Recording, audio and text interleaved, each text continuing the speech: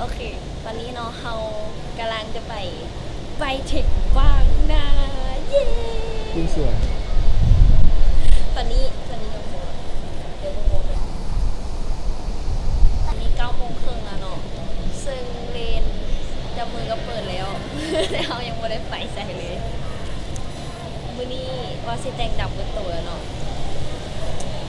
แต่ว่าด้วยความที่ว่ามันสิดำเบิดตัวโคตรเดี๋ยวมันสิคือเพลงยังดำยังดำดำอุตส่าห์คิดถูกหมดเลยนี่กะเขาสิไป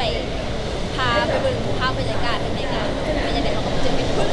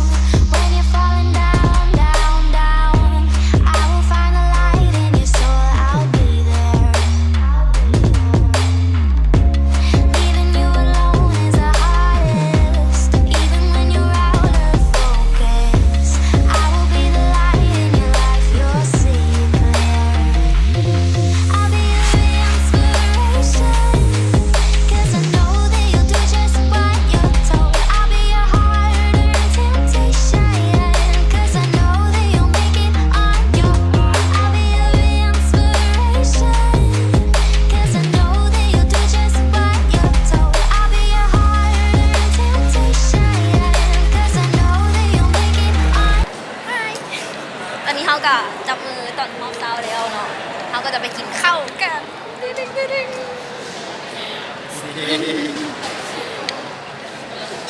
แล้วเอาที่เขาไปเสียทรัพย์จากเทศโซนมาเกือบพันแล้วพี่น้องแบบเทศโซนเป็นอย่างที่แบบอันตรายโตกระเป๋าเงินเขาหลายเนาะเพราะฉะนั้นคันไผ่สมาแนะนำว่าคันอยากห้ามใจตัวเองห้ามเอาเงินมาหลายเพราะเห็นก็อยากซื้อ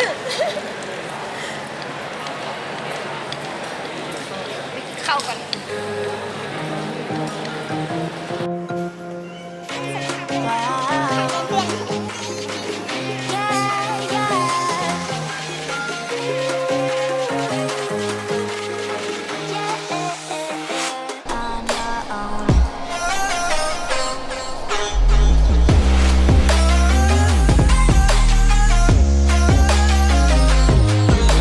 โอเคตอนนี้เขาก็จะมาเปิดสุ่ม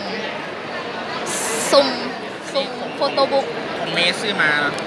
ว่าจะได้ไผ่เนาะคันได้คนเขาอยากได้กะดิมีจะคนหรอ51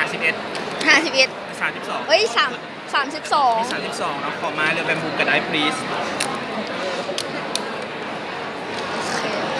รุ่น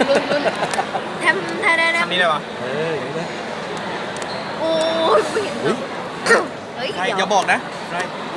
อย่าพูด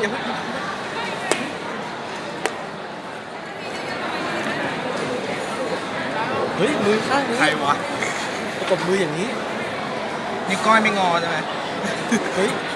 มืออย่างนี้ใครวะคุณอบว่าท่านี้ก้อยงอ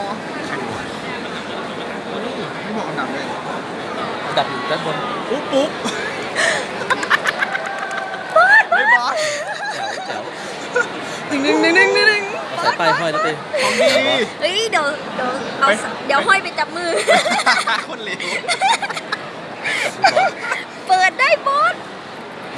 ไม่ได้เห็นนะรักคนในปลาจะใส่ไปหาบอสอีก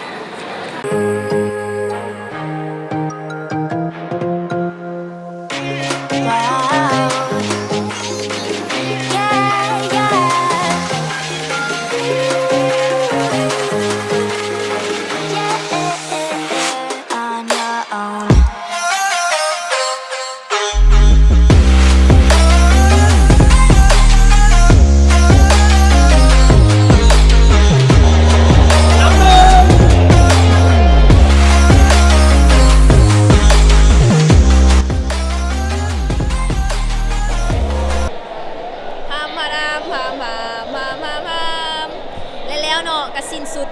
มิชชั่น for today เนาะ บอกผู้อื่น เรือมื้ออื่นมื้อนี้เฮาก็สิสูญเสียหลายๆอย่างเนาะซับ จูนเกลือไว้10 ใบเหลืออีก16 ใบ มื้ออื่นบ่มีห้องพิเศษหรอหรือมีเหรอ มี10 ใบอีก6 ใบเอาไปจับคนอื่น